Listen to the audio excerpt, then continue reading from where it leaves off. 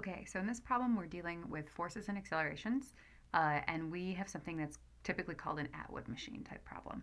Okay, so we have two blocks that are hanging from an ideal rope wrapped around an ideal pulley. Okay, so we're asked to draw the free body diagram. We're asked what the acceleration is, assuming that m1 is not equal to m2, so 1 would have to be bigger. I'm just going to choose m2 larger than m1 just to show an example for this problem. And then we're also asked what the tension is in the string. Okay. So we're told a couple of things. We have an ideal rope wrapped around an ideal pulley. So for an ideal rope, we don't have any deformation in the rope at all, okay? And we don't have any friction in the pulley. So we know that if those two things are true, then the tension in the rope is going to be shared, okay? Remember that when we model tension, tension is an internal force. So at each point, if we think about the rope that's being connected, so if these are two masses on either side, tension will be internal to the rope. So it'll kind of be pointing up and pointing down depending on where we model it. Okay, so when we model our free body diagrams, we're selecting the masses that we're modeling the diagram for. So we are excluding the pulley. We don't need to do this.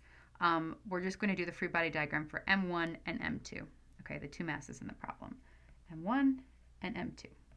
Okay, so each mass can have its own free body diagram. Okay. What are the forces that are acting on this? Okay, so anything that has newtons would be a force. So our weight can be measured in newtons.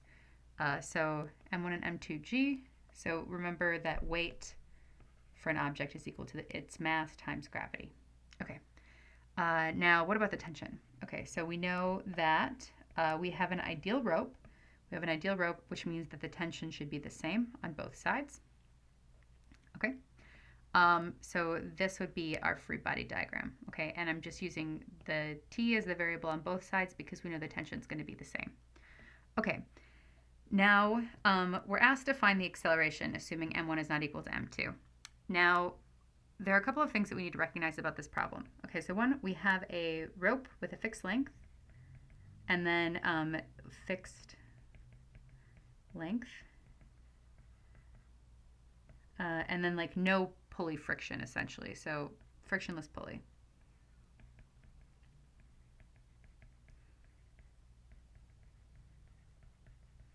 Frictionless pulley or no pulley essentially. But if we have a rope that has a fixed length, okay, and we don't have any friction acting on that rope, we know that there is a shared acceleration for any of the objects that are connected by the rope, okay? So in this case, we would have a shared acceleration. Sorry, this is a little big. I'm just going to make it a little bit smaller. Cool. Okay. So what does that mean, shared acceleration? Okay, so we're going to assume that m1 is bigger than m2, right? So we assume m1 is bigger than m2, so m2 is going to accelerate down, and m1 would accelerate up, right? So even though they're pointing in different directions, the magnitude, like the amount of acceleration, should be the same on both sides, okay? Because of that shared rope, okay? And the length of the rope is not changing. Okay, so we have our free body diagrams. Now let's solve for acceleration. So now that we have our free body diagrams, what we're going to do is we're going to do sum of forces. We're going to model sum of forces for each mass, so in the system. So let's look at this. So sum of forces in the y, sum of forces in the x, or whatever, right? Sum of forces in the y, sum of forces the x. So notice that we don't have anything for sum of forces in the x. There's really nothing going on at all. If we look at both of these, right? So nothing in the x direction, nothing in the x direction, but we chose this to be our y direction, and we do have forces there, okay? So we have t minus m1g is equal to m1 times a for that first one. So for the first mass, we chose this one to be smaller. We have an acceleration that's going up in the positive direction, okay?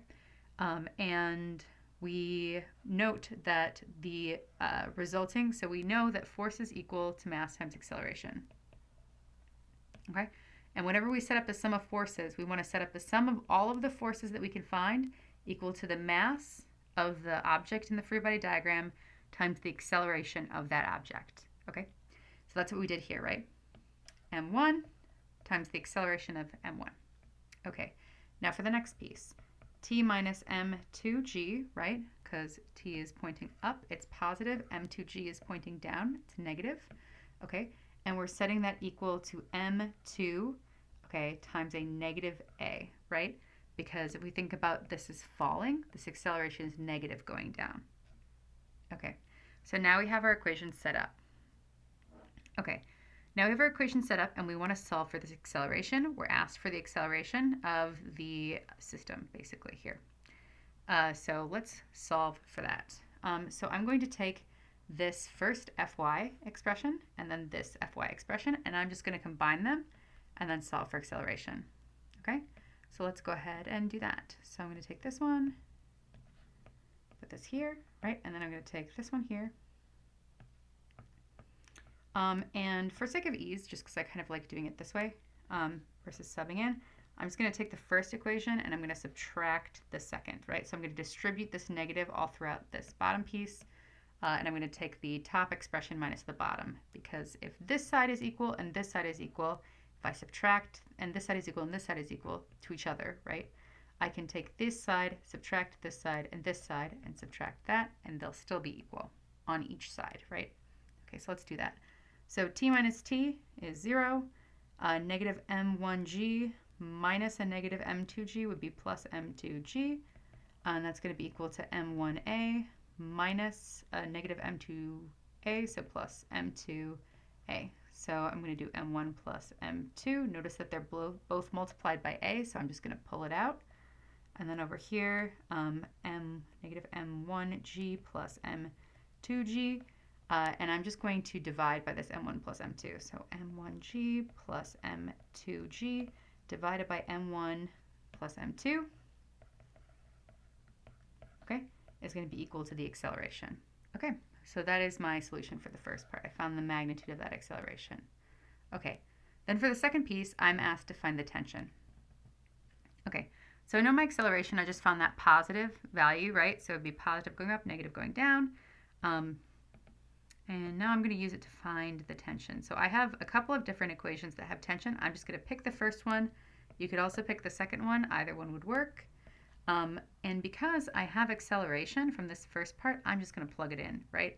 So I'm going to say t is equal to m1a, and I'm just adding this on the other side, right? Plus m1g.